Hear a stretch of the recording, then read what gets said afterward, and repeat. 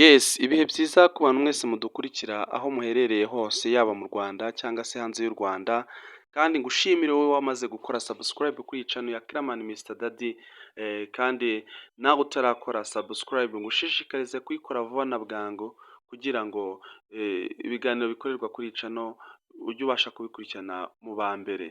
Uyu munsi rero mugiye kubana nanjye James Legend, tugarukanye iki muri my heart talking and comment. Urukundo rwa Devu ndetse na Benita. Urukundo rwa Devu na Benita ngira ngo mwese muraruzi muri iyi nkuru. Ni urukundo rwatangiye ari urukundo rwiza ruryoshye cyane, nyuma ruza kuzamo utuntu tw'utubazo, aho Navi yaje kugira inama uyu mushiki we amubwira ati dore rwose wakundanaga mbere n'umudiyasipora kandi agiye kuza uko byagenda kose agomba kuzatuzanira amadolari menshi, gerageza Devu mukatire, dore Devu we no ku kazi icyo gihe murabyibuka ko Devu bari basa nkaho ku kazi nyine bamwirukanye, ariko ubwo ngubwo ati nta kintu uyu mutipe azakumarira rwose nutamukatira ngo ukomeze urukundo nyine n'uno mu diaspora ugiye kuza.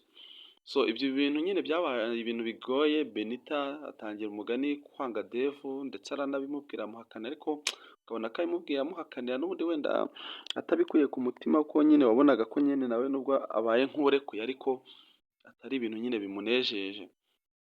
Hanyuma Bella yari inshuti ya Devu murabizi, hanyuma ubwo muri icyo gihe akajya ajya kuganira na Benita, akabona Benita nyine nubwo bwose yakatiye Devu ariko ntabwo yamwikuyemo, ntabwo yabyibagiwe.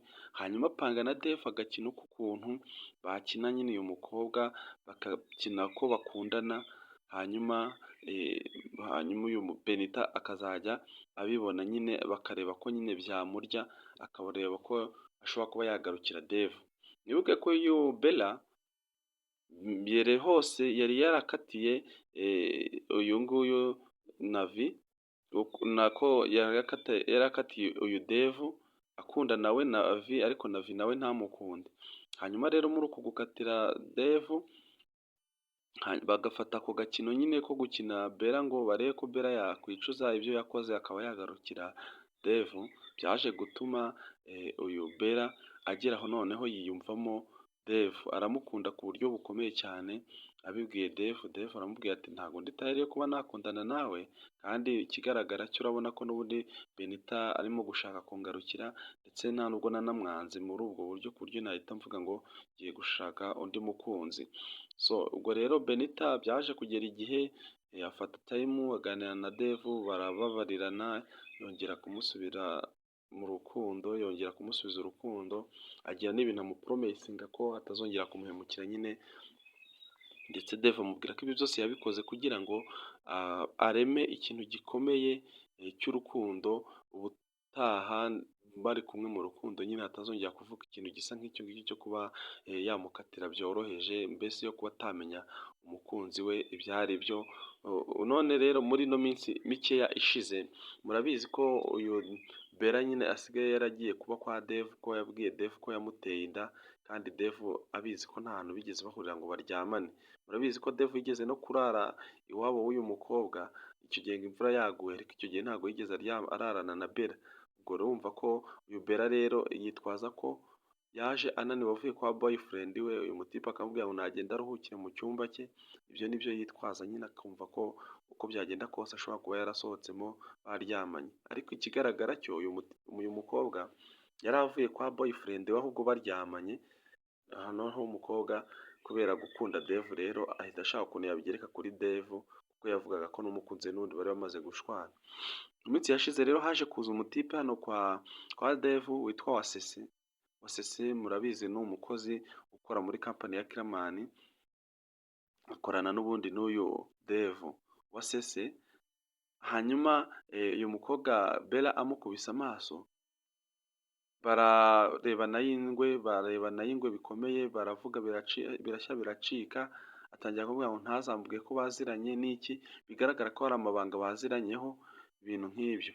Noneho atangira kuvugamo utuntu tugaragaza ko nyine Devu ashobora kuba arengana, bigaragara ko Wasese hari amabanga azi y'uyu mukobwa.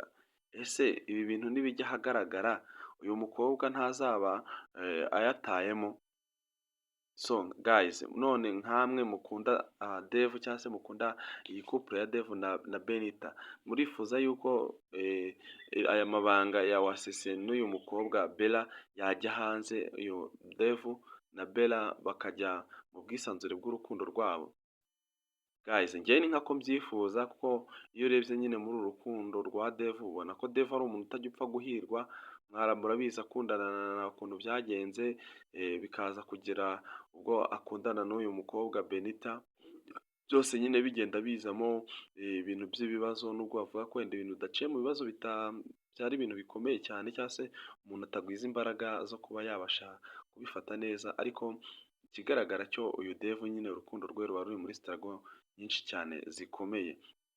So gusa iyi couple nagiye mbona abantu benshi bayigaruka bavuga ko Bella ndetse na Dev bataberanye nk'uko Benita na Dev baberanye. So ubwo rero uyu mukobwa abasha kuba yamesa kamwe akareka bikundanira bagakundana kandi banyuranye inzira imwe. Inkuru nk'izi rero nk'uko mubizi, ni James Legend uzibategurira kandi akazibagezaho 5 kuri 5. Turabakunda, Imana y'u Rwanda ihorane namwe.